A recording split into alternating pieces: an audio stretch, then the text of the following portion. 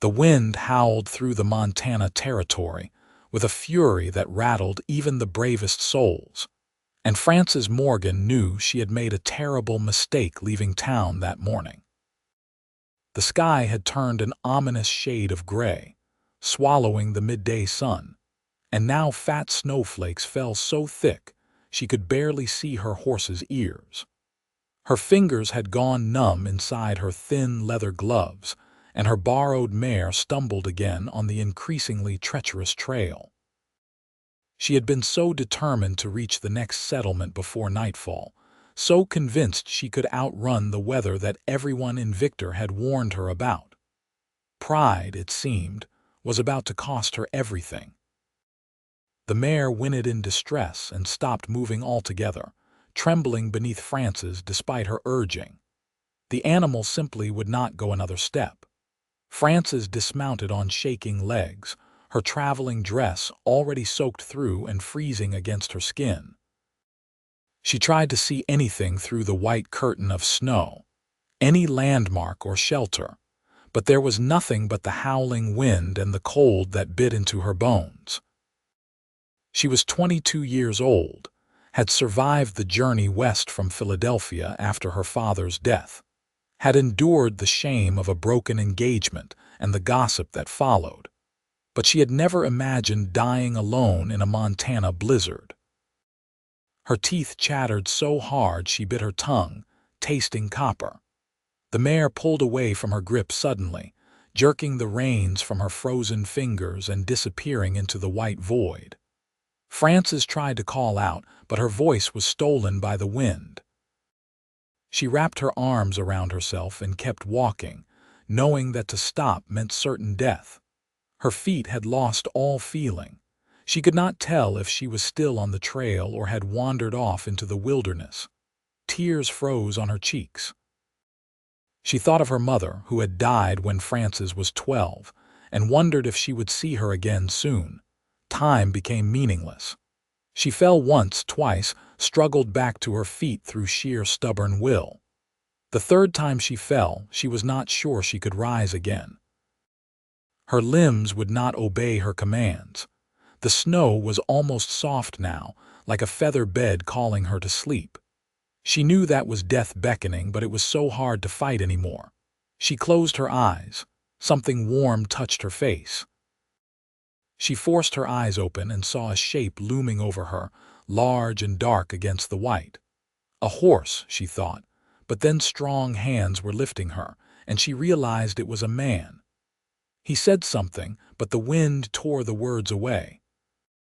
She felt herself being hoisted upward, felt the solid warmth of a horse beneath her, felt the man's body behind her, sheltering her from the worst of the wind. She tried to speak, to thank him, but her lips would not move. Darkness pulled at her, and this time she let it take her. Warmth. That was the first thing Frances became aware of as consciousness slowly returned. Blessed, wonderful warmth. She was lying on something soft, and heavy blankets covered her. Her body ached everywhere, a deep, painful throbbing that at least meant she was alive. She opened her eyes and blinked at the unfamiliar surroundings. Rough wooden walls, a stone fireplace where flames danced and crackled, a simple room with sparse but sturdy furniture. Where was she? "You are awake." The voice was deep and calm with a slight western drawl. Frances turned her head, wincing at the stiffness in her neck. A man sat in a wooden chair several feet from the bed, watching her with an expression she could not quite read. He was perhaps 26 or 27, with dark hair that needed cutting and eyes the color of storm clouds.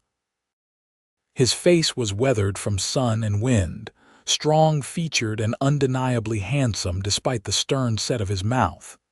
He wore simple clothes, a work shirt and denim trousers, and his hands rested on his knees.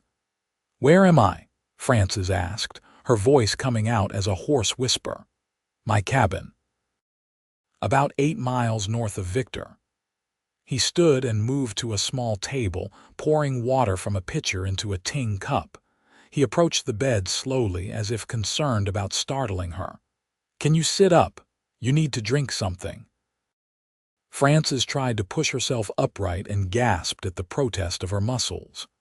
The man set the cup down and reached out to help her, his hand supporting her back with surprising gentleness. Once she was propped against the pillows, he handed her the cup.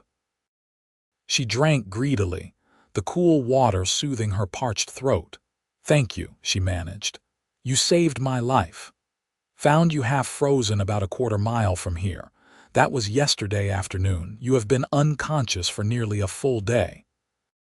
He returned to his chair, maintaining that careful distance.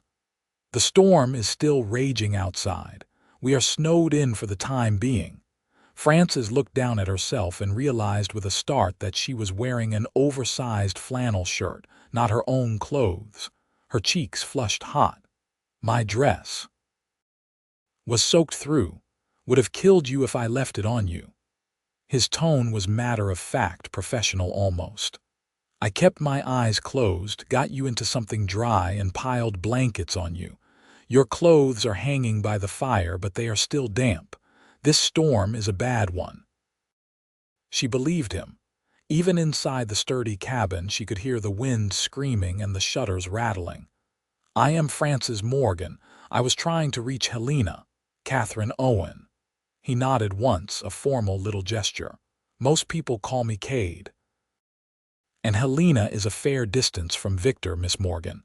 That is rough country to cross alone, especially this time of year. We are in mid-November. The winter storms here come on fast and mean." "I know that now." Frances looked at her hands, still red and swollen from the cold. "Everyone told me to wait, but I needed to get to Helena. I have an opportunity there, a teaching position at a school. If I do not arrive by the end of the month, they will give it to someone else."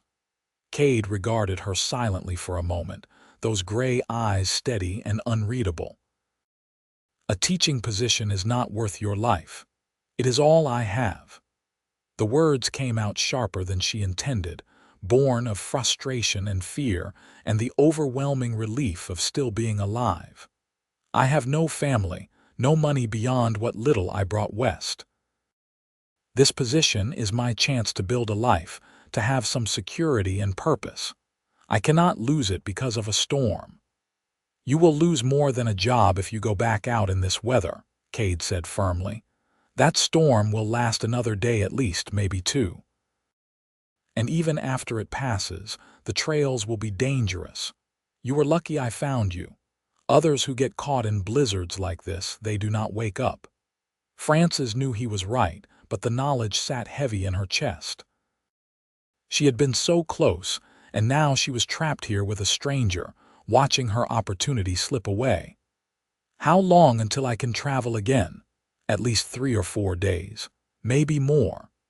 Kade stood and moved to the fireplace, stirring something in an iron pot that hung over the flames. The scent of soup wafted through the cabin, making Frances's stomach growl audibly. "You need to eat something. Then you should rest more. Your body has been through an ordeal." He ladled soup into a bowl and brought it to her, along with a spoon. Frances accepted it gratefully, surprised to find her hands steady enough to hold it. The soup was simple but delicious, rich with meat and vegetables. She ate slowly, savoring every warm spoonful. "You live here alone?" she asked between bites. "I do." Kade had returned to his chair, watching the fire now instead of her. "I have a small ranch, raise horses mainly. The cabin is modest, but it is mine." "No wife?" The question slipped out before Frances could stop it, and she felt her cheeks warm again. "I apologize. That was improper of me." "No wife," Kade said simply. "I was engaged once, 4 years ago. She decided ranch life was not for her and married a banker in St. Louis instead. I have not been inclined to try again."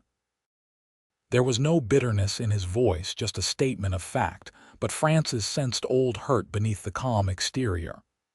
"I am sorry," he shrugged. "It was for the best. She would have been miserable here and I would have been miserable anywhere else. This land suits me." He looked at her then, his expression softening slightly. Finish your soup, Miss Morgan. You need your strength. Frances obeyed, scraping the bowl clean. The food and warmth were making her drowsy again, her eyelids growing heavy. Kade took the empty bowl from her and adjusted the blankets around her shoulders with the same careful gentleness he had shown before. "Sleep," he said quietly. "You are safe here. I will keep the fire going." She wanted to stay awake, to learn more about this quiet cowboy who had saved her life, but her body had other ideas. Within moments, she drifted back into sleep, lulled by the warmth and the crackling fire and the strange comfort of knowing she was not alone. When Frances woke again, pale light filtered through the cabin's single window, though the wind still howled outside. She felt stronger this time, more like herself. She sat up carefully and looked around. Kade was at the small stove in the corner, frying something that smelled wonderful. He glanced over his shoulder and nodded when he saw her awake. "Morning," he said. "How do you feel?" "Sore, but much better." Frances pushed the blankets aside and was relieved to find she could stand without too much difficulty. Her legs were unsteady but held her weight. "Is there somewhere I might, freshen up?" Kade pointed to a door in the back wall. "There is a washroom through there, nothing fancy, but it serves. Your dress is dry now if you want to change. It is on the hook by the door." "Thank you." Frances retrieved her dress, grateful to see it was indeed dry, though wrinkled beyond repair. She retreated to the small washroom which contained a basin, a mirror, and other basic necessities. Her reflection in the mirror made her wince. Her dark blonde hair was a tangled mess, her face pale and drawn, with dark circles under her blue eyes. She did her best to make herself presentable, washing her face and hands in the cold water from the basin, and attempting to tame her hair into a simple braid. When she emerged, wearing her own clothes again, Kade had set 2 plates on the small table. Eggs and bacon with thick slices of bread. It was more food than Frances typically ate for breakfast, but she found herself ravenous. They sat across from each other, eating in companionable silence for several minutes. "The storm is weakening," Kade said eventually. "Should blow itself out by tonight, but the snow is deep, easily 3 feet in places. The trails will not be passable for a few days." "You mentioned you raise horses," Frances said, eager to think about something other than her stalled journey. "Is that what brought you to Montana? Born here, actually. My father had a ranch about 20 miles south of here. He died when I was 18, and my mother went back east to live with her sister. I sold my father's land and bought this property 5 years ago. It is smaller but easier to manage alone. I have about a dozen horses right now, mostly Mustangs I have been training to sell." "That must be difficult work." "It has its challenges," Kade admitted, "but I prefer it to working for someone else. Out here, a man can make his own way if he is willing to work hard and endure some hardship." "What brought you west, Miss Morgan? Philadelphia is a long way from Montana territory." Frances set down her fork, the familiar ache of loss tightening her chest. "My father passed away 8 months ago. We had lived modestly, but I did not realize until after his death how much debt he had accumulated. The house had to be sold to pay his creditors. I had been engaged to a man who seemed kind and respectable, but when he learned I had no inheritance, no property, he ended our engagement rather publicly. The gossip made it impossible to stay in Philadelphia. I saw an advertisement for teachers needed in the Western Territories and decided to start fresh." "That took courage," Kade said quietly, "or desperation." Frances smiled without humor. "I am not sure I am brave, Mr. Owen. I think I simply had nowhere else to go." "Kade, please." "And I think you are braver than you know. Plenty of women in your situation would have found some relative to take them in, would have accepted a life of being dependent on others' charity. You chose to make your own path. That is not desperation. That is strength. His words, spoken with such simple conviction, brought unexpected tears to Frances's eyes. She blinked them back quickly, embarrassed by the display of emotion. "Thank you. That is kind of you to say." They finished breakfast, and Kade insisted on washing the dishes while Frances protested that she should help. "You are still recovering," he said firmly. "Sit by the fire and rest. I have to check on the horses in the barn, make sure they weathered the storm all right. I will only be gone a short while." He bundled himself in a heavy coat and pulled on tall boots before heading out into the snow. Frances moved to the chair by the fire, pulling one of the blankets around her shoulders. The cabin was well built and cozy, she realized, noticing the small details she had missed before. Shelves lined one wall, holding books and various tools. A rifle hung above the door, and a guitar leaned in the corner. There was a neatness to everything, a sense of order and care that spoke well of the man who lived here. True to his word, Kade returned within half an hour, brushing snow from his coat. "Horses are fine. Barn held up well. The wind has died down considerably. I think the worst has passed." The day unfolded with surprising ease. Kade worked on mending a saddle while Frances read from one of his books, a worn copy of Shakespeare's plays. They talked intermittently, sharing stories of their lives with a comfort that seemed strange given they were practically strangers. Frances learned that Kade had taught himself to read at age 10, devouring every book he could get his hands on. He loved this harsh, beautiful land with a passion that was evident in every word he spoke about it. He was a man of few words generally, he admitted, but something about Frances made him want to talk. "My mother used to say I was too quiet," Kade said with a rare smile. "She worried I would become a hermit up here. Maybe she was right." "I think there is a difference between being quiet and being a hermit," Frances said. "You seem perfectly capable of conversation when the topic interests you. Some people simply do not feel the need to fill every silence with empty chatter." "Is that a polite way of saying I am unsociable?" But his eyes held amusement. "Not at all.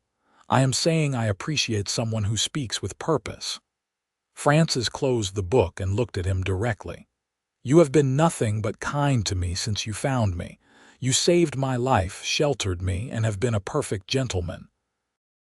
"I am grateful beyond words." Something shifted in Kade's expression, his gray eyes warming. "You are easy to help, Miss Morgan. You have not complained once about the accommodations or the situation. You have been gracious and pleasant company." "That is not something I expected when I pulled you from that snowdrift." "What did you expect, honestly?" "I thought you would be frightened of me, or angry about your circumstances, or demanding in some way.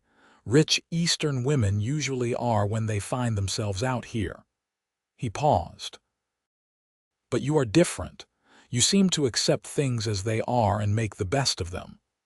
"I am not rich and never have been," Frances said.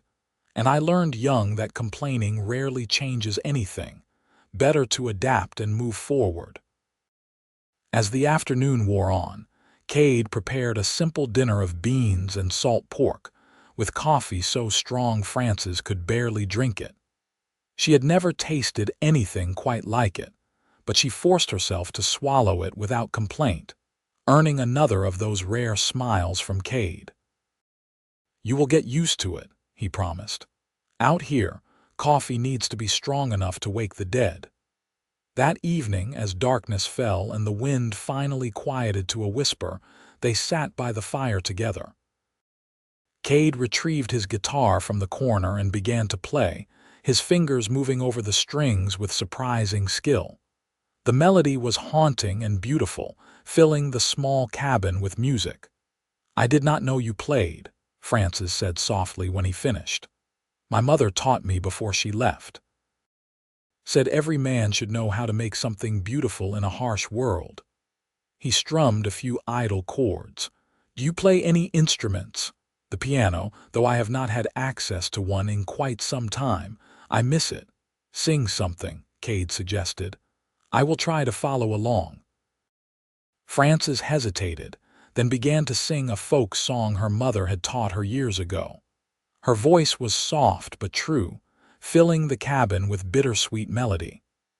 Kade picked up the tune on his guitar, supporting her voice with gentle accompaniment. When the song ended, they sat in silence for a moment, the intimacy of the shared music hanging in the air between them. "That was beautiful," Kade said quietly. "Your voice is lovely." "Thank you." Frances felt her cheeks warm, grateful for the dim firelight that hid her blush.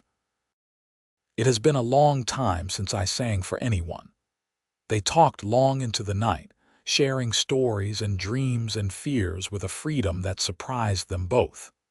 Frances learned that Kade had once dreamed of being a veterinarian but could not afford the schooling.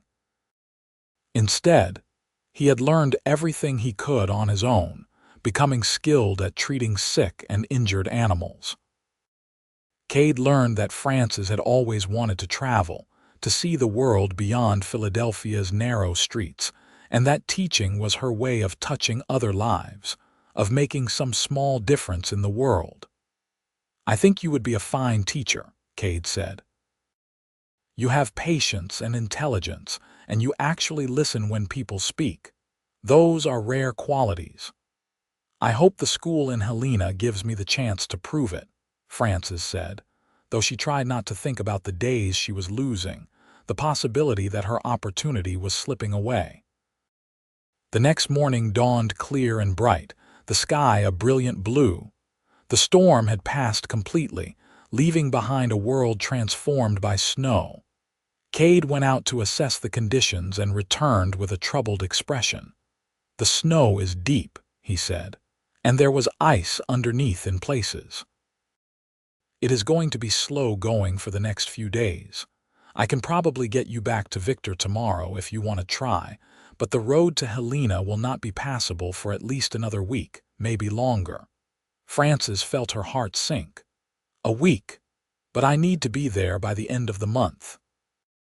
"That is only 10 days away." "I know, and I am sorry, but the mountain passes will be treacherous right now. Attempting them would be foolish, possibly fatal." Kade sat down across from her, his expression sympathetic. "Maybe when you get back to Victor, you can send a telegram to the school, explain what happened. Surely they would understand." "Perhaps." But Frances had little hope of that. She knew how these things worked. The school would have other applicants, people who had managed to arrive on time. They would not hold the position for someone who had gotten herself trapped in a blizzard. Sensing her distress, Kade reached across the table and gently squeezed her hand. The gesture was brief but comforting, and Frances found herself fighting tears again. "You will find another opportunity," he said firmly. "Someone with your qualities will always find a way. You barely know me. How can you be so certain?" "Because I have seen how you handle adversity. You could have given up in that storm, but you kept fighting.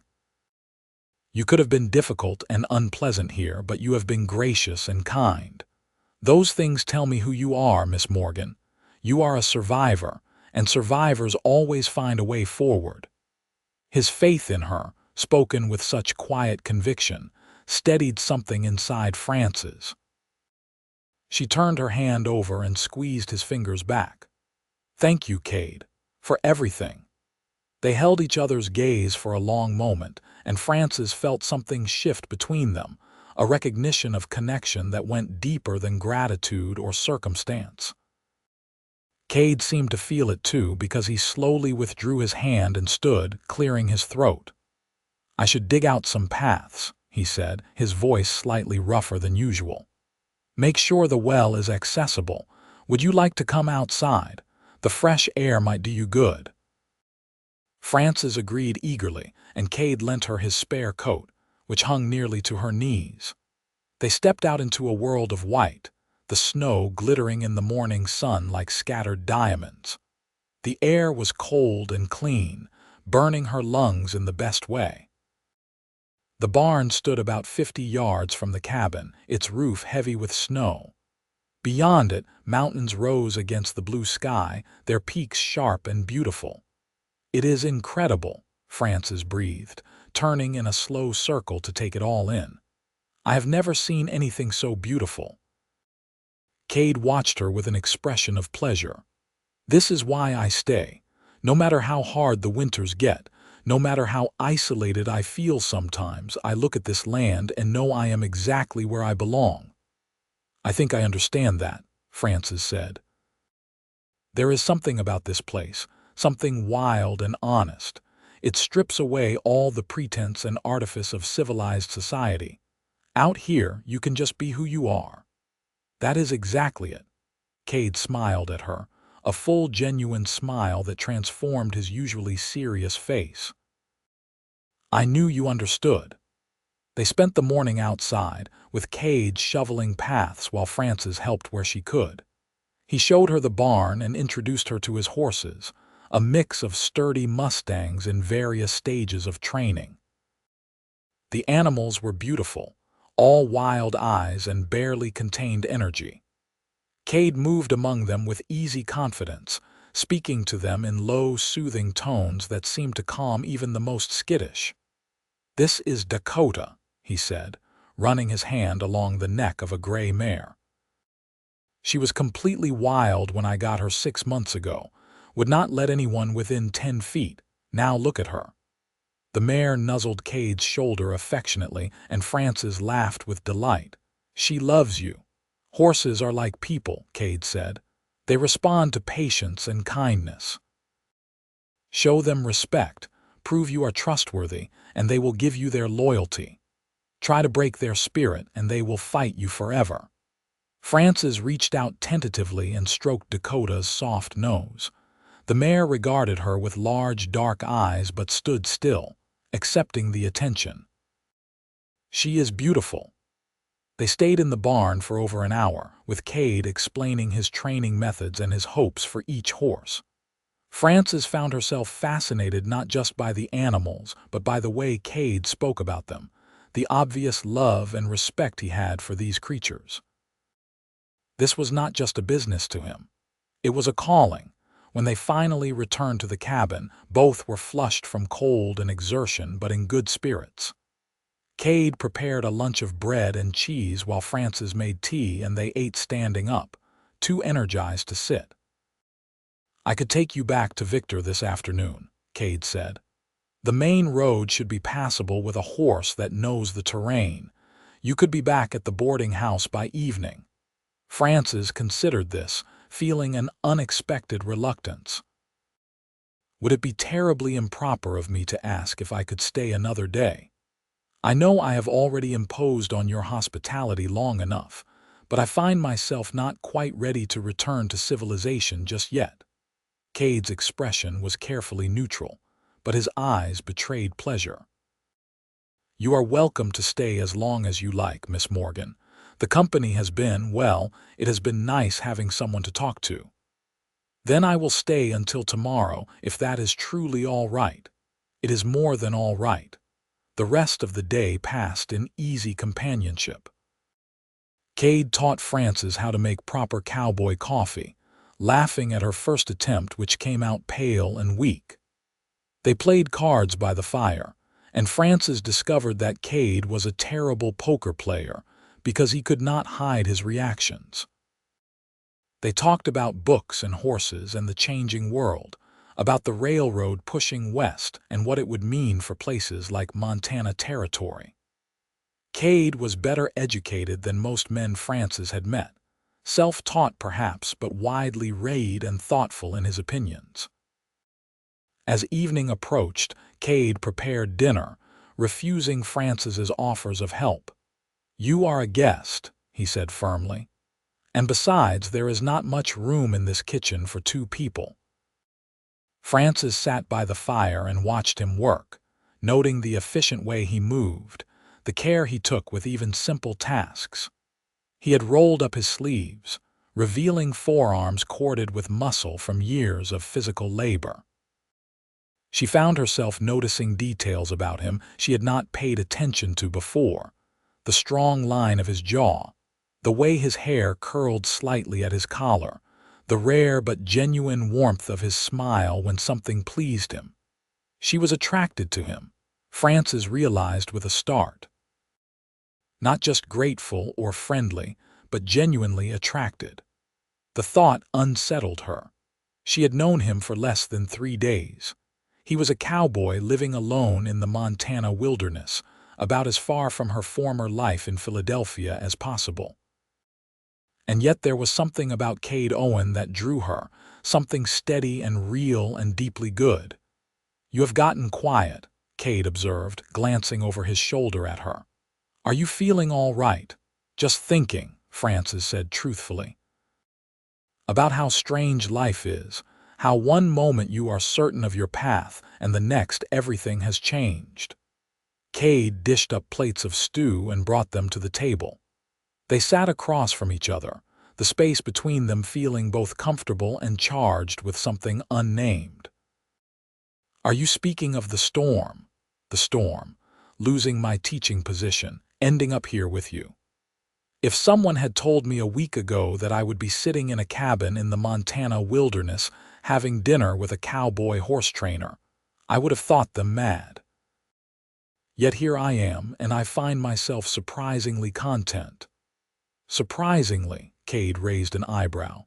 "Should I be offended?" "Not at all. I only mean that I expected to feel impatient or frustrated about the delay, anxious to get back on my path. Instead, I feel, I do not know, peaceful somehow. As if this is exactly where I am supposed to be right now." Kade set down his spoon, his gray eyes serious. "I know what you mean. I felt something similar when I first bought this land, like I had finally found the place I fit. It is a good feeling, but it can be unsettling too, especially when it comes unexpectedly." "Yes, exactly." Frances held his gaze, aware that they were speaking of more than just the land now, more than just chance and circumstance. "Kade, I want you to know that these past few days have meant more to me than just shelter from a storm. You have shown me kindness when you had no obligation to do so. You have treated me with respect and made me feel valued. That is a gift I will not forget. Frances." It was the first time he had used her given name, and the sound of it in his low voice sent warmth through her chest. "You have given me something as well. I had forgotten what it was like to have someone to share things with, someone who listens and understands. I have been alone by choice for a long time, convincing myself I preferred it that way. But having you here has reminded me what I have been missing." The air between them seemed to thicken, heavy with possibility and longing. Frances felt her heart beating faster, felt the pull toward this quiet man with storm-gray eyes and gentle hands. But she also felt the weight of reality, of their separate paths and different lives. "I leave tomorrow," she said softly. "Back to Victor, and then, well, I do not know what comes next. Perhaps another teaching position somewhere or different work entirely, but I will be leaving. I know." Kade's voice was rough with suppressed emotion. "And I would not ask you to stay, would not expect you to give up your dreams for a man you just met. That would not be fair or right. But—" Frances prompted, hearing the unspoken word hanging between them. "But I wish circumstances were different. I wish we had more time." He reached across the table and took her hand in his thumb tracing gentle circles on her palm. "Frances, I know this is too fast, too sudden. We barely know each other. But I have to tell you that I feel something when I am with you, something I have not felt in years, maybe ever. You are intelligent and brave and kind, and you see this land the way I see it, with wonder and respect. I find myself wanting to know everything about you, wanting to hear your thoughts on every subject, wanting to make you smile just to see the way your whole face lights up." Frances felt tears prick her eyes, but these were not tears of sadness. "I feel it too. That is what frightens me." How can I feel so much for someone I just met? How can the thought of leaving tomorrow make my chest ache when I barely know you? I do not have those answers, Kade said. I only know what I feel, and what I see in your eyes right now tells me you feel the same. They stood simultaneously, moving around the table toward each other as if pulled by invisible strings. Kade cupped her face in his hands, his touch infinitely gentle, and Frances leaned into his warmth. For a long moment, they simply looked at each other, memorizing features and expressions, acknowledging the connection that had formed between them. "May I kiss you?" Kade asked quietly. "Yes," Frances whispered. He lowered his head slowly, giving her every chance to pull away, but Frances rose on her toes to meet him. His lips were soft against hers, the kiss tender and searching. Frances's hands came up to rest on his chest, feeling the steady beat of his heart beneath her palms. The kiss deepened gradually, becoming more certain, more passionate as they both gave in to the feelings building between them. When they finally parted, both were breathing hard.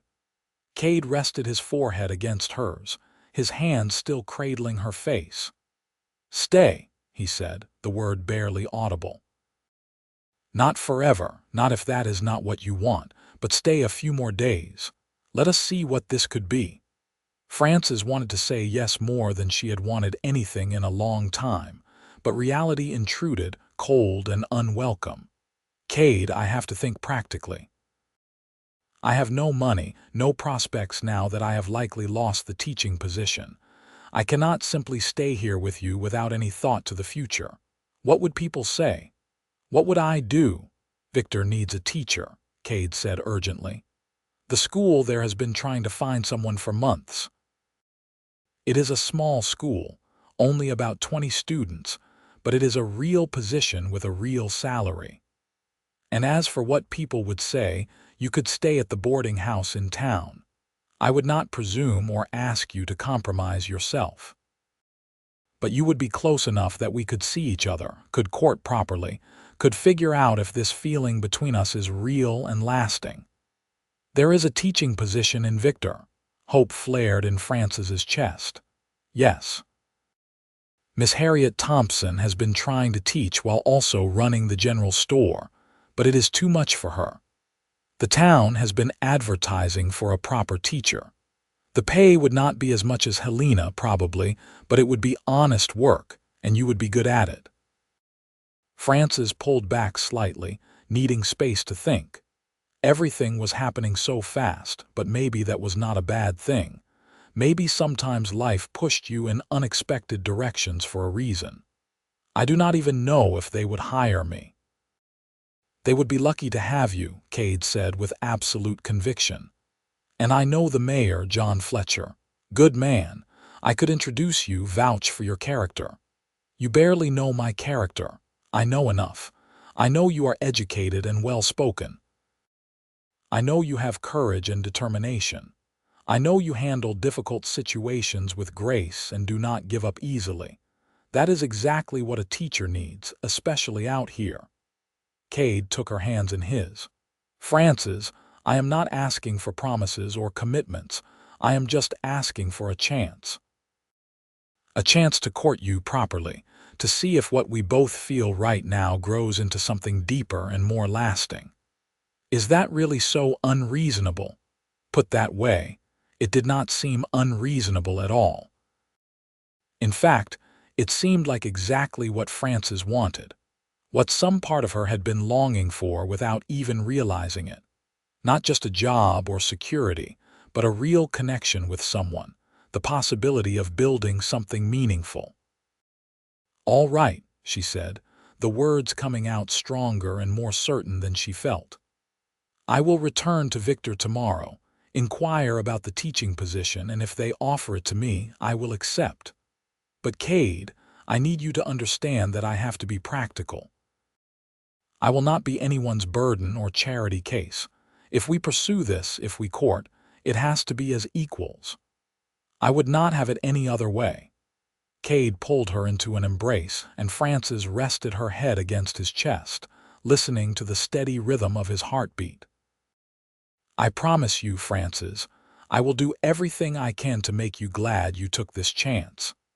They held each other for a long time, neither wanting to break the moment.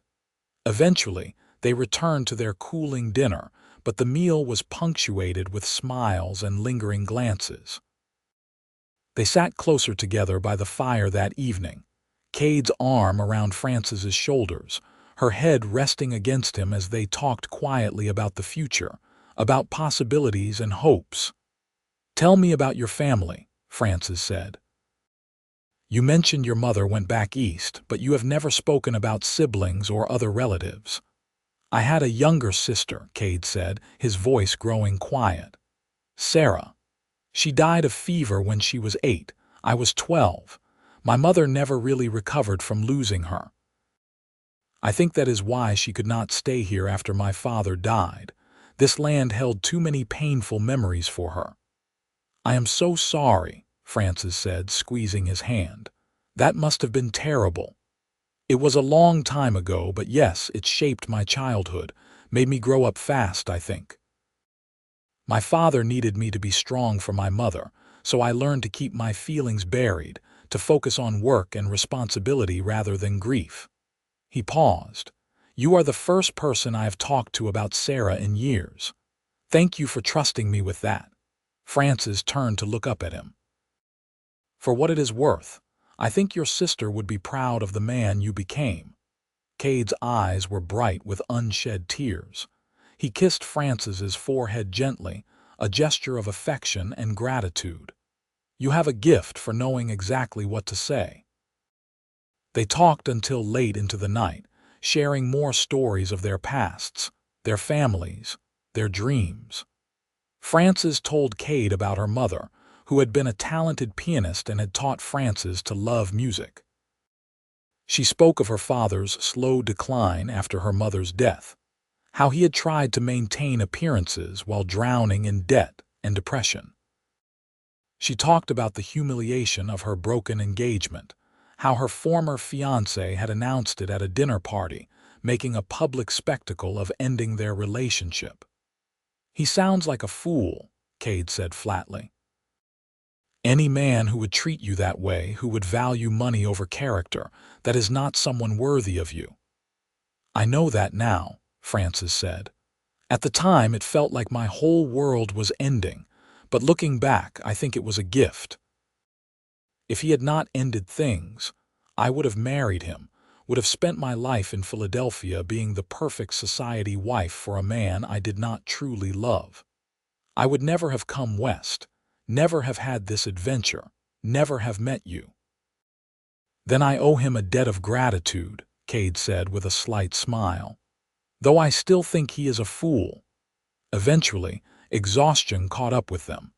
Cade insisted Francis take the bed again while he made himself comfortable on blankets by the fire. Francis protested, but he was adamant. "You are still recovering," he said firmly. "And besides, I have slept by this fire more times than I can count. It is perfectly comfortable." Francis relented, too tired to argue further. As she settled under the warm blankets, she watched Cade banking the fire for the night, his movements efficient and practiced. He glanced over and caught her watching, and they shared a smile that held both contentment and anticipation. "Good night, Francis," he said softly. "Good night, Cade." She closed her eyes, feeling safe and cared for in a way she had not experienced in years. Her last thought before sleep took her was that perhaps getting caught in that blizzard had been the best thing that ever happened to her. The next morning arrived with brilliant sunshine and a world still blanketed in white. Frances woke to the smell of coffee and bacon, and the sound of Cade humming tunelessly as he cooked breakfast. She smiled at the simple domesticity of the moment, then rose and dressed quickly. They ate breakfast with a mixture of anticipation and reluctance, both aware that their time in this comfortable isolation was ending. After the meal, Cade began preparing for the journey to Victor, saddling 2 horses and packing supplies. "I am bringing Dakota," he explained to Frances. "She is the surest-footed in snow. You can ride Remington. He is calm and steady, will not spook easily." Frances watched as Kade efficiently prepared everything they would need for the 8-mile journey. He was in his element out here, competent and confident in a way that made her feel secure. When everything was ready, he helped her mount Remington, his hand steadying her as she found her seat. The journey to Victor took nearly 3 hours through the deep snow, but the day was clear and the horses managed well. Kade led the way, occasionally glancing back to make sure Frances was all right. They did not talk much during the ride, but the silence was comfortable, each lost in their own thoughts about what came next. Victor appeared gradually through the trees, a small collection of buildings scattered along a single main street. Smoke rose from chimneys, and a few people moved about despite the snow. Kade led them to a modest 2-story building with a sign proclaiming it to be Nora's boarding house. An older woman with kind eyes and graying hair came out onto the porch as they approached. "Kade Owen, as I live and breathe. We were worried about you in that storm." "I am fine, Miss Nora, but I have someone with me who needs a room." Kade dismounted and helped Frances down from her horse. "This is Miss Frances Morgan. She was caught in the blizzard and I gave her shelter at my place. She is looking for work in Victor and will need lodging." Miss Nora's eyes sparkled with interest and speculation, but her voice remained politely neutral. "Of course. Come in, dear. You must be half frozen. Kade, bring the horses around back and then come in for some hot coffee." Frances followed Miss Nora inside, grateful for the warmth of the boarding house. The interior was clean and cheerful, with floral wallpaper and comfortable furniture. Miss Nora led her to a small but pleasant room on the 2nd floor. "Board is $3 a week, includes breakfast and dinner," Miss Nora said.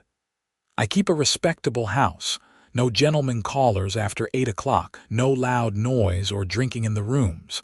Wash day is Monday. Does that suit you?"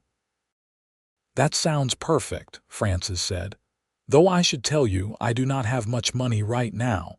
I can pay for 1 week, but after that I will need to find employment." "Kade mentioned you are a teacher." "Yes, from Philadelphia. I was on my way to a position in Helena when the storm caught me." "Well, the Lord works in mysterious ways, does he not?" Miss Nora smiled warmly. "We desperately need a teacher here in Victor.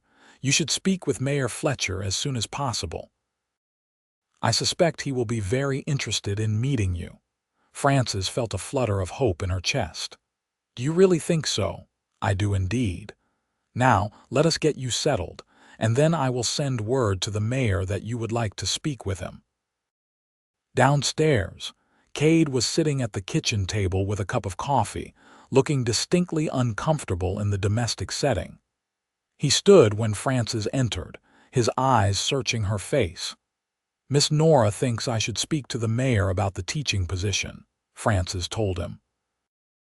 "I will take you to his office right now if you are up for it," Kade offered. Mayor John Fletcher turned out to be a portly man in his 50s with a jovial manner and shrewd eyes. His office was above the general store, a cluttered space filled with papers and books. He welcomed Frances and Kade warmly, gesturing them to seats across from his desk. "Kade tells me you are a teacher, Miss Morgan," the mayor began. "What brings you to our little town?" Frances explained her situation honestly, leaving out only the more personal details of her time with Kade. She described her education, her experience tutoring in Philadelphia, and her desire to teach. Mayor Fletcher listened attentively, asking occasional questions about her methods and philosophy of education. "Your credentials are impressive," he said finally. "And frankly, Miss Morgan, we are desperate. Miss Thompson has been doing her best, but she is needed at the store, and the children are suffering from inconsistent instruction. I can offer you $30 a month, plus use of the schoolhouse, which has a small apartment attached where you could live if you prefer. Term starts in 1 week. Would you be interested?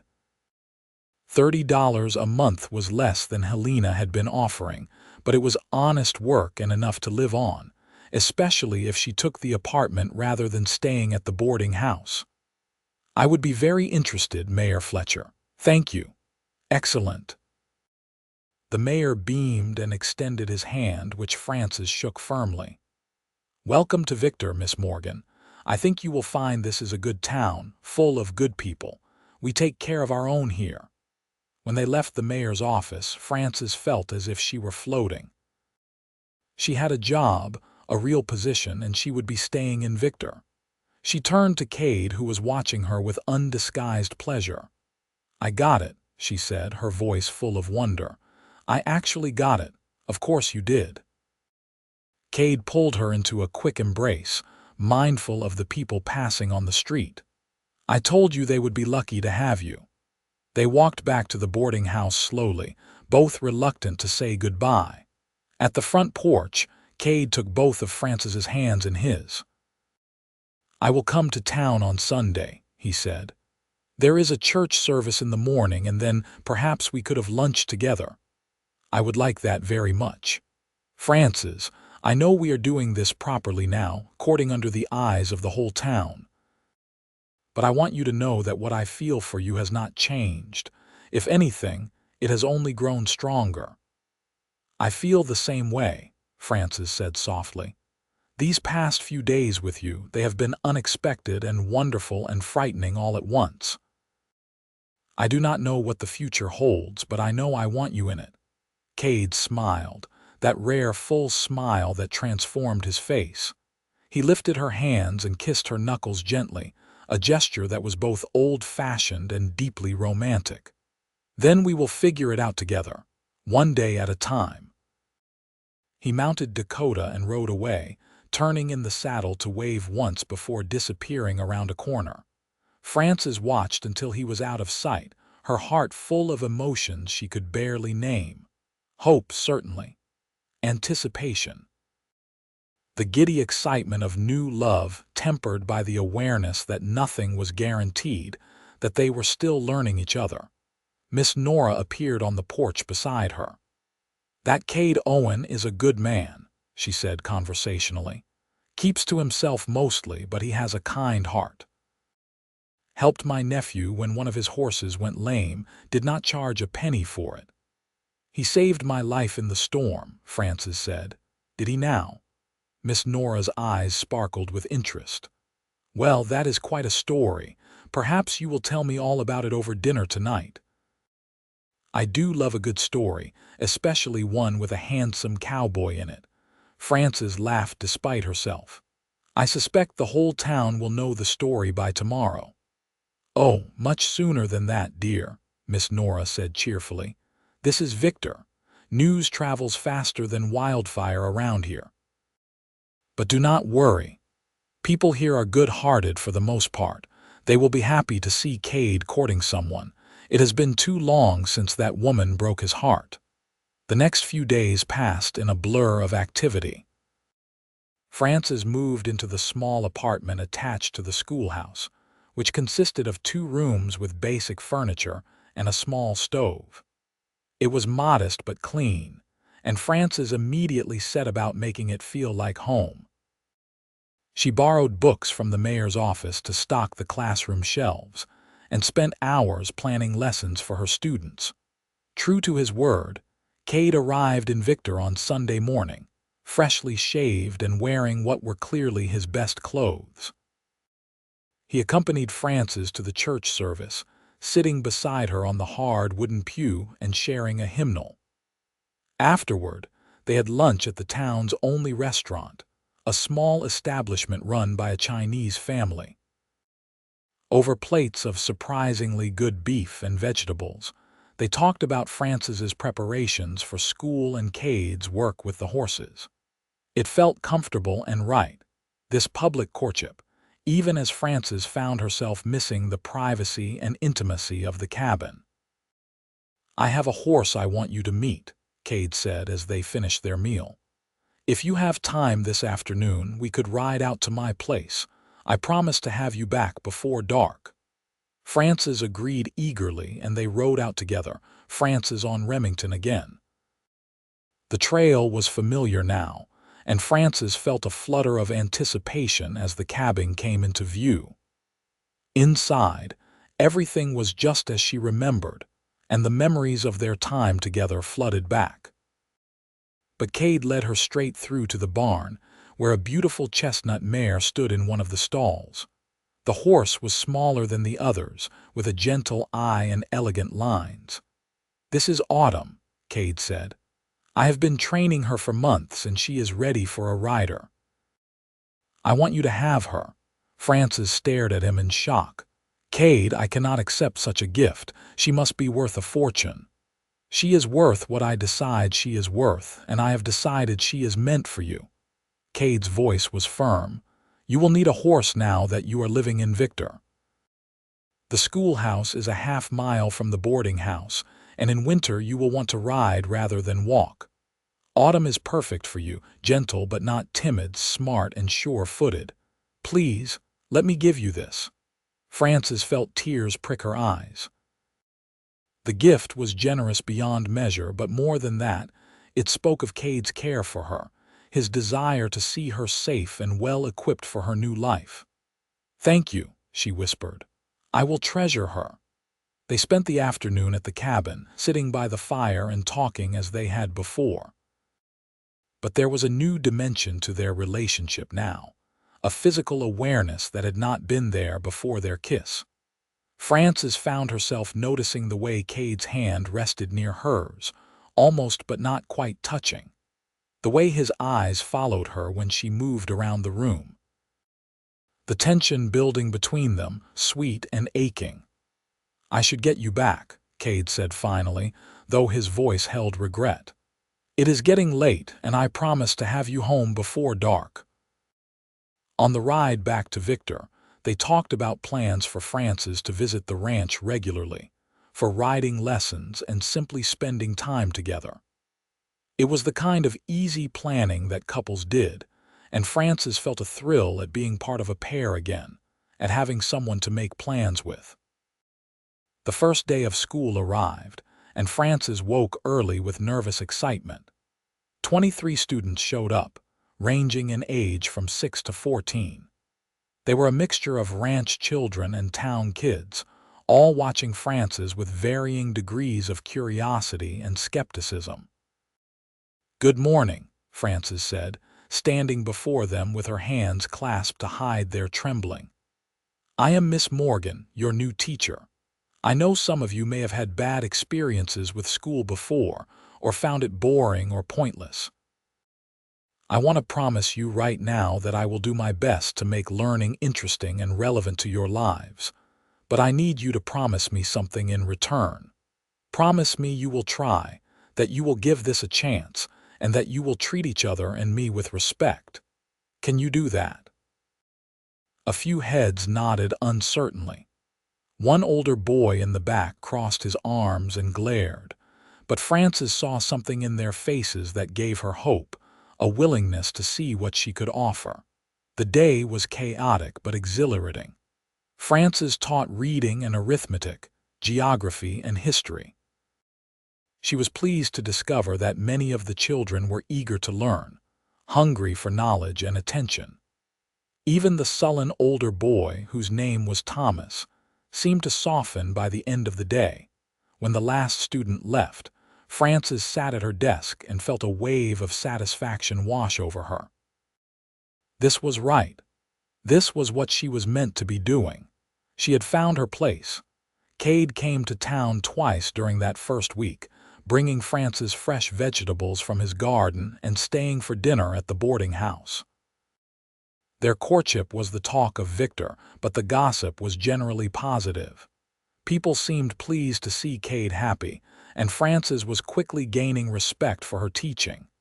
"You are good for him," Miss Nora told Frances one evening. "I have not seen Kade smile this much in years." "And you seem happy too, dear. This town agrees with you." It does, Frances agreed. I feel like I have found something here I did not even know I was looking for. As autumn deepened into winter, Frances and Cade's relationship deepened as well. They spent every Sunday together, sometimes at his ranch, sometimes exploring the area around Victor. Cade taught Frances to ride better, taking her on long trips through the mountains where they would stop to have picnics and talk for hours. Frances taught Cade about literature and poetry, reading aloud to him while he worked on training his horses. They had their first real argument in November, when Cade suggested Frances should give up her teaching position and move to his ranch as his wife. Frances had stared at him in disbelief. "Why would I give up my work?" she demanded. "I have only just started. These children need me." "And I need you," Cade said, though his tone suggested he knew he was on shaky ground. "I want to marry you, Frances. I want you living with me, building a life together. Is that so wrong?" "It is not wrong, but it is unreasonable," Frances shot back. "You are asking me to give up something I love, something I am good at, so that I can stay home and cook and clean for you. That is not a partnership, Cade. That is asking me to make myself smaller so you can feel more comfortable." They had both fallen silent, the air between them tense. Finally, Cade sighed heavily. "You are right. I am sorry. I was not thinking about what you want, only what I want. Forgive me." "There is nothing to forgive," Frances said more gently. "But Cade, if we are going to build a life together, it has to be one where we both get to be who we are. I will not ask you to give up your ranch and your horses. Please do not ask me to give up my teaching." "I will not," Cade promised. "I swear it. We will find a way to make both work." The argument had actually strengthened their relationship, Frances thought. It proved they could disagree and work through it, could be honest with each other even when it was difficult. They were learning to be partners, to respect each other's needs and dreams. December brought heavier snows and shorter days. The schoolhouse was sometimes difficult to heat, and Frances's students would huddle close to the stove during lessons. But their progress was remarkable. Even Thomas, who had been so resistant at first, was reading at a level far beyond what anyone had expected. He had a sharp mind, Frances realized, and had simply needed someone to believe in him. Christmas approached, and Victor prepared for the holiday with enthusiasm. The general store stocked special treats and decorations. Families began planning gatherings and gift exchanges. Frances helped her students prepare a Christmas program for the town, with recitations and songs. Cade attended the program, sitting in the front row with an expression of pride as he watched Frances manage her students through their performances. Afterward, he pulled her aside, away from the crowd of congratulating parents. "I have something for you," he said, reaching into his coat pocket. He pulled out a small wooden box, clearly handmade. "I made this myself, so it is not fancy, but I wanted you to have it." Frances opened the box and gasped.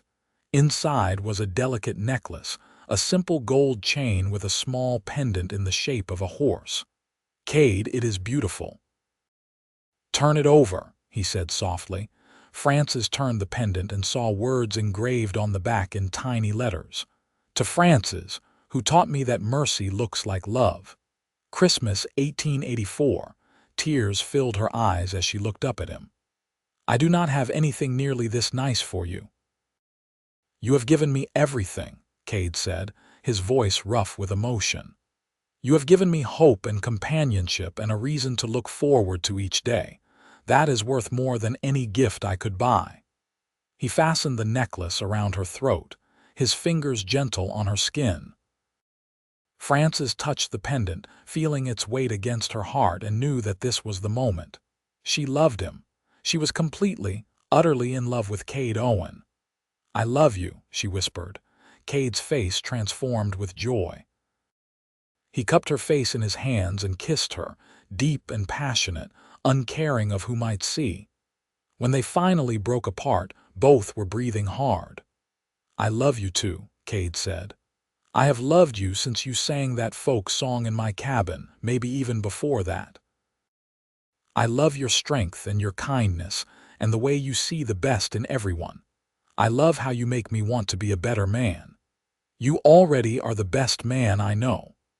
They stood in the quiet schoolhouse, holding each other as snow fell gently outside the windows. Frances knew that this was her moment of choice, her chance to commit fully to this new life, this new love. And she chose it, chose him, chose the future they would build together. Christmas Day dawned clear and bright. Frances attended church services and then rode Autumn out to Cade's ranch, where he had prepared a feast. They spent the day together, just the two of them, talking and laughing and dreaming about the future. "I want to marry you," Kade said as they sat by the fire that evening. "Not because I expect you to give up anything, but because I want to build a life with you. We can figure out the details, how to balance your teaching and the ranch.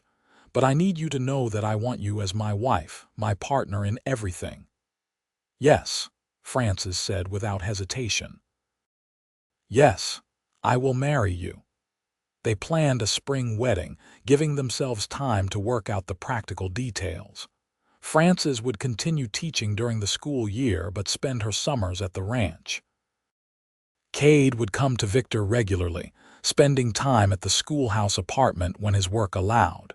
It was not a traditional arrangement, but it suited them. The winter months passed quickly, filled with wedding preparations and the daily rhythms of teaching and ranching. Frances grew close with several women in Victor, including Miss Nora and Harriet Thompson from the general store. They helped her plan the wedding, offering advice and assistance with the details. Cade's mother came from the east for the wedding, a thin woman with sad eyes who seemed both pleased and wistful about her son's happiness. She stayed with Miss Nora and spent time getting to know Frances.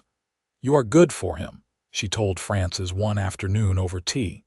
"I can see it in his eyes. He looks at you the way my husband used to look at me before we lost Sarah, before grief hardened him. You have given my son back his capacity for joy. I am grateful for that. Kade has given me just as much," Frances said. "He taught me that mercy can look like love, that kindness is not weakness, and that home is not a place but a person you choose to build your life with." The wedding took place on a bright April morning, with the mountains still snow-capped but the valley beginning to green. The ceremony was held in the small church, packed with what seemed like everyone from Victor and the surrounding ranches. Frances wore a simple white dress that she and Miss Nora had sewn together, and she carried a bouquet of wildflowers that Kade had picked that morning. Kade wore a new suit that made him look both handsome and slightly uncomfortable, though his eyes never left Frances as she walked down the aisle. They spoke their vows in clear voices, promising to love and honor each other, to be partners in all things, to support each other's dreams. When the minister pronounced them husband and wife, Kade kissed Frances with such tenderness and passion that several women in the congregation sighed audibly. The reception was held at the boarding house, with food and music and dancing. Frances danced with Kade, then with Mayor Fletcher, then with several of her students who were delighted to see their teacher so happy. As evening fell, Kade and Frances rode out to the ranch together, leaving the celebration behind. The cabin looked beautiful in the fading light, and Kade carried Frances over the threshold despite her laughing protests. Their wedding night was tender and passionate, a coming together that felt both new and inevitable. They learned each other's bodies with gentle hands and whispered words, taking their time to explore and pleasure each other. Afterward, they lay tangled together in the bed, Frances's head on Cade's chest, listening to his heartbeat. "I never imagined I could be this happy," Frances said softly. "Neither did I." Kade stroked her hair gently. That blizzard was the best thing that ever happened to me because it brought you into my life. The storm left me at your mercy, Frances said, echoing the words that had become almost a joke between them. And I showed you that mercy looks like love, Kade finished, kissing the top of her head. The next months were a time of adjustment and joy. Frances finished out the school year with energy and enthusiasm, already planning improvements for the following term. Kade expanded his horse training operation, taking on several apprentices to help with the work. They learned to balance their separate responsibilities with their life together, stealing moments whenever they could. Summer came, and Frances moved to the ranch full-time. She discovered a love of ranch life that surprised her, helping Kade with the horses and even learning to rope and ride like a ranch hand. They would work side by side during the day, then spend their evenings talking and making love and planning for the future. "I want children," Frances said one evening as they sat on the porch watching the sunset. "Not right away, perhaps, but someday. I want to fill this house with life and laughter." "I want that too," Kade agreed. "Though I worry sometimes. This is a hard land for raising children. There are dangers, and the nearest doctor is miles away." "There are dangers everywhere," Frances countered. "But there is also beauty and freedom here. Our children would grow up knowing how to be strong and independent, how to appreciate the land and respect nature. Those are good lessons." As autumn approached and Frances prepared to return to teaching, they received news that would change their plans. Frances was pregnant. The realization came with mixed emotions. Joy at the prospect of becoming parents, but also concern about Frances's teaching position. "I will not give it up entirely," Frances said firmly when they discussed it. "I can teach through the winter if the pregnancy goes well. Many women work until close to their time. And afterward, maybe we can find someone to help with the baby during school hours, or I could take a term off and return later." In the end, Frances taught through December before her growing belly made it impractical to continue.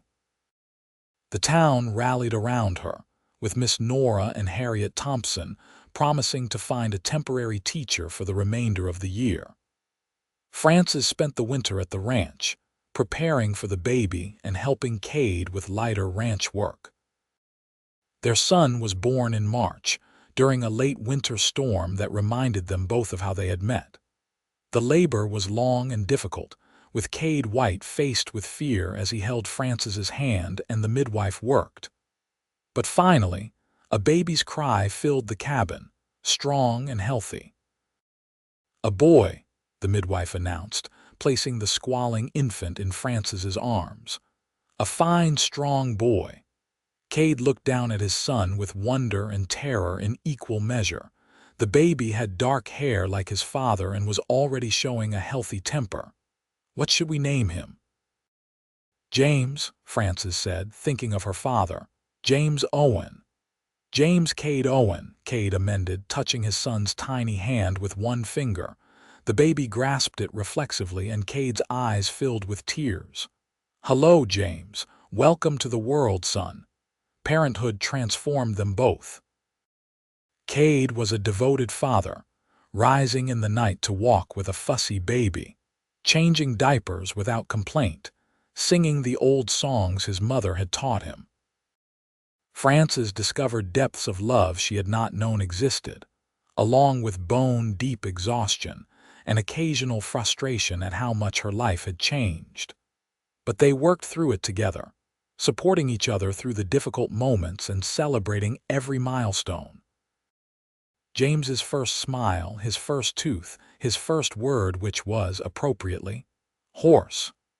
When James was 6 months old, Frances began teaching again, though only part-time.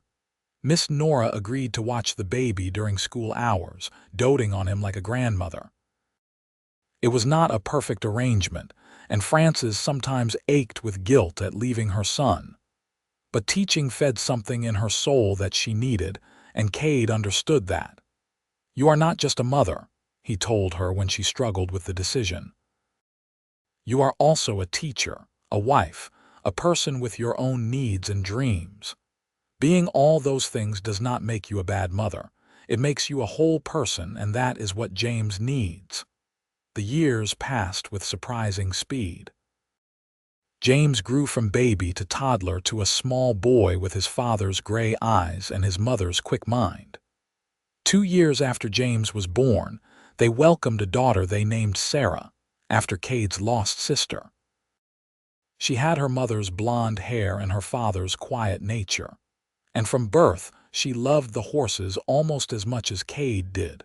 Frances continued teaching, becoming a fixture in Victor and a respected member of the community. Kade's horse training operation thrived, with people coming from miles away to buy his animals. They built additions onto the cabin, expanding it to accommodate their growing family. When James was 8 and Sarah was 6, Frances became pregnant again, this time with twins. The pregnancy was harder than the previous ones, and Frances had to stop teaching earlier. The twins, a boy and girl they named Michael and Emma, arrived a month early but healthy. 4 children, Kade said, looking slightly dazed as he surveyed his expanded brood. How did we end up with 4 children? You wanted to fill the house with life and laughter, Frances reminded him with a tired smile. I believe we have succeeded. Life was chaotic and messy and wonderful. The cabin rang with children's voices and laughter. James proved to have his father's gift with horses, spending every spare moment in the barn. Sarah was quiet and studious, already reading at a level far beyond her years. The twins were still babies, but their personalities were already evident. Michael was boisterous and fearless, while Emma was thoughtful and gentle. Frances divided her time between family and teaching, sometimes bringing her younger children to school with her when she could not find care. The students of Victor grew accustomed to seeing baby Emma sleeping in a cradle at the front of the classroom, or young Michael playing quietly in the corner. As the years passed, Frances and Kade grew deeper in their love and commitment to each other. They had weathered storms, both literal and figurative. Financial difficulties when a harsh winter killed several of Kade's horses.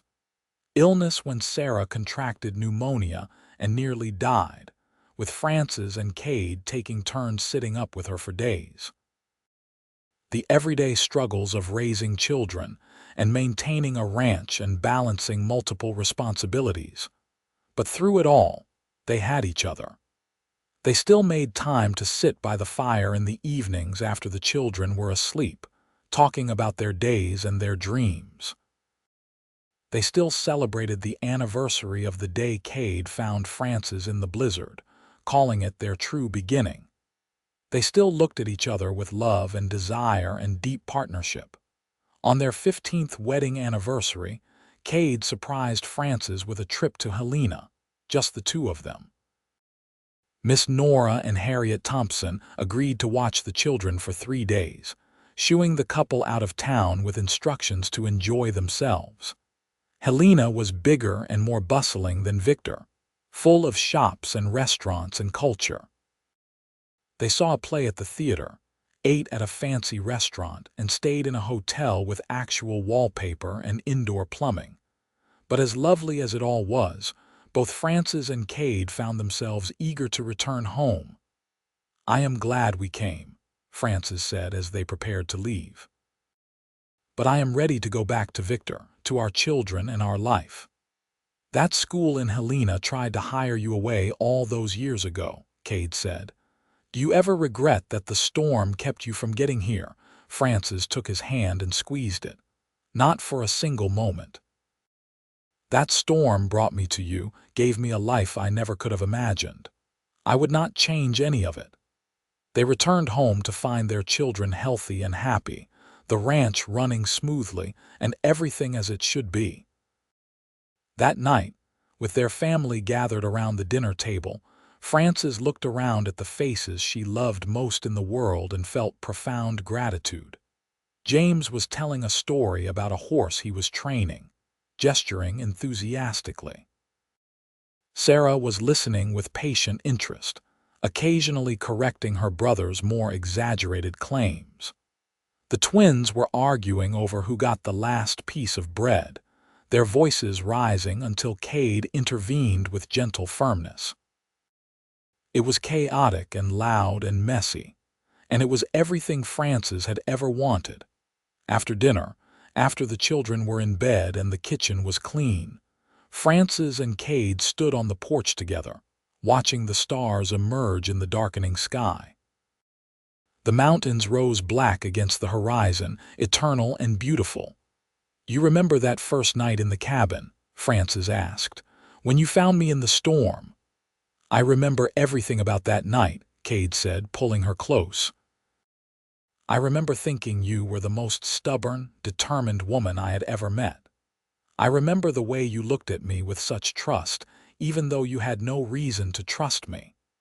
I remember feeling something shift in my chest, like a door opening that I had kept closed for years." "I remember feeling safe," Frances said. "Even though I was alone with a stranger in the middle of nowhere, I felt safe. And I remember thinking that your kindness felt like something more, something deeper." "Mercy," Kade said softly. "You said once that the storm left you at my mercy. And you showed me that mercy looks like love." Frances turned in his arms to face him. "Every day for 15 years, you have shown me what real love looks like.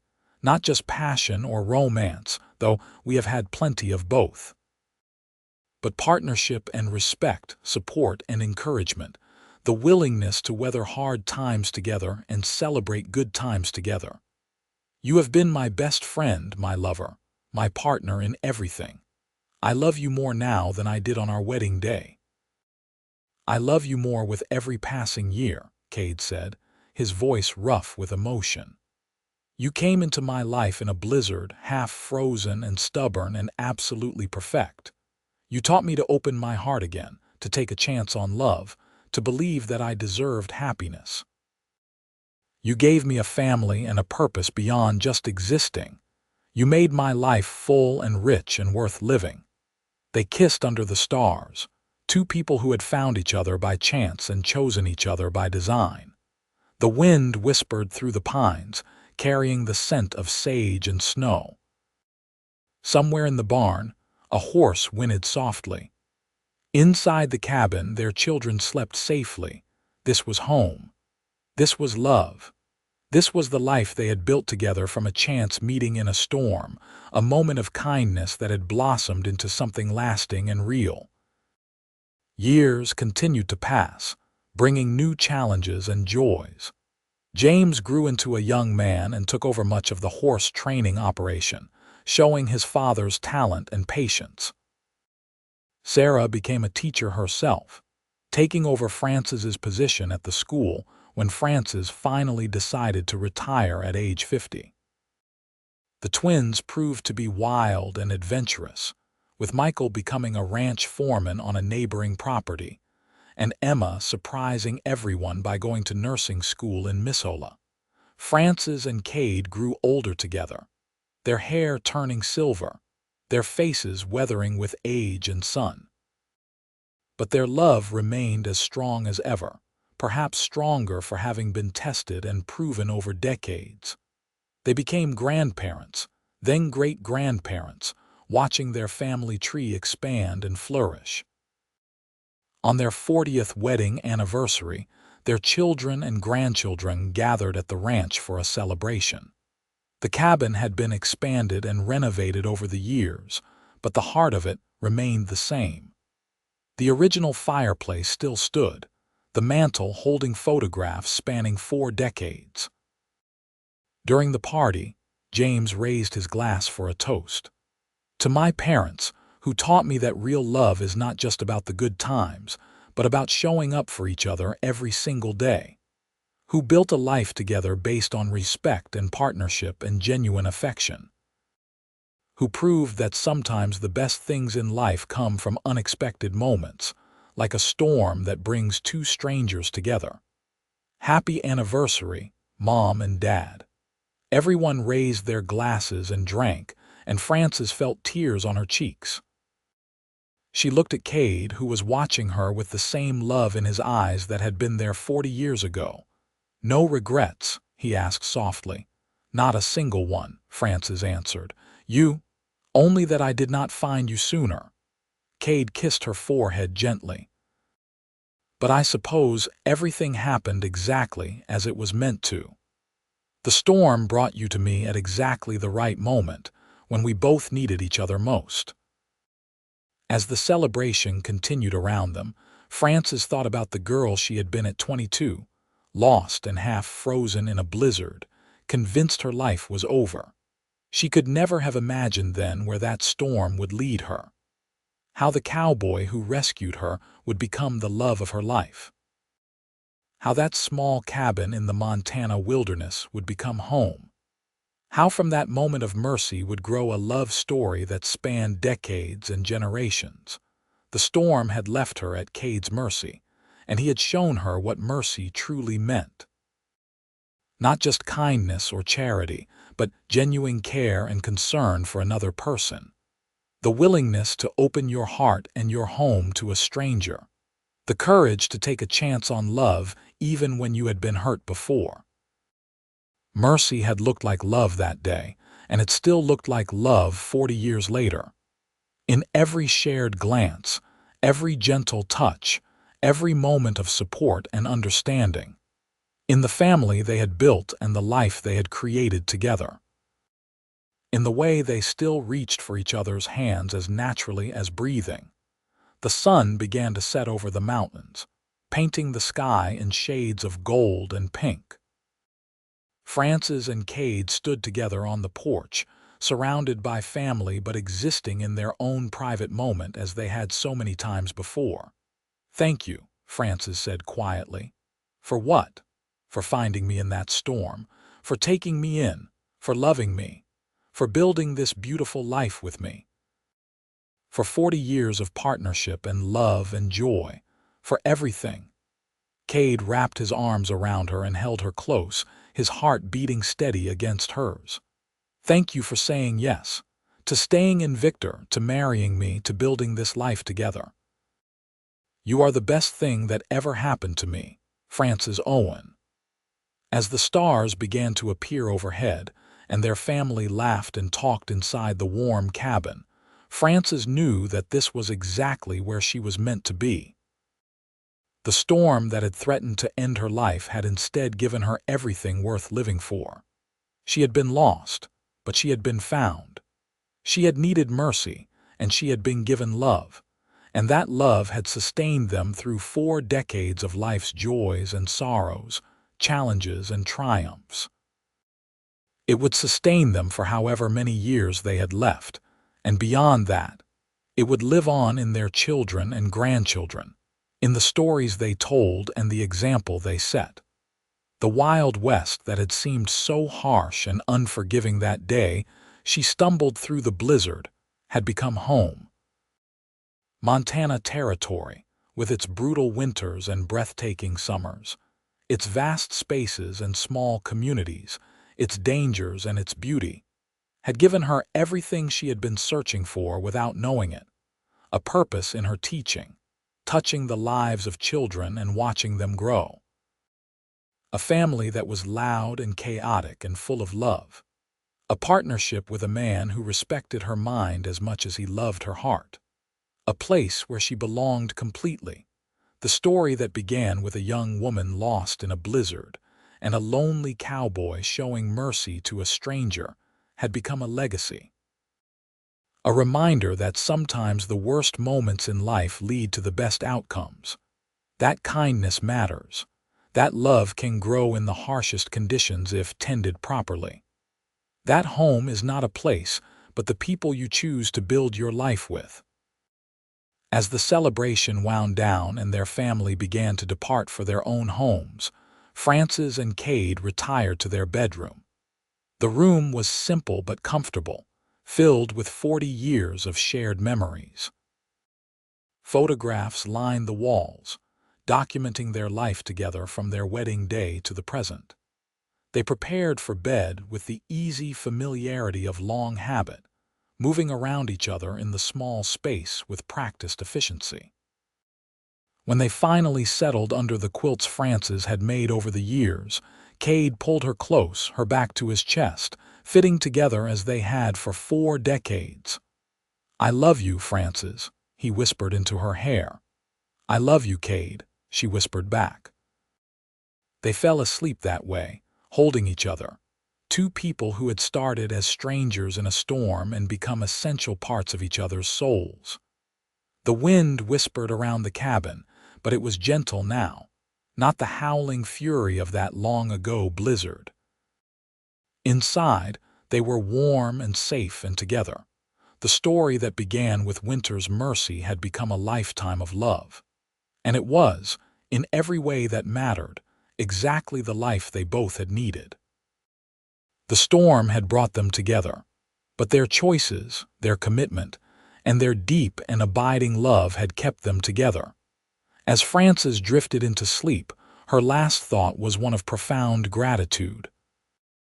For the storm that had changed her life, for the man who had saved her, for the love they had built together, and for every single day of the beautiful, ordinary, extraordinary life they shared. The cowboy had shown her mercy, and that mercy had indeed looked exactly like love.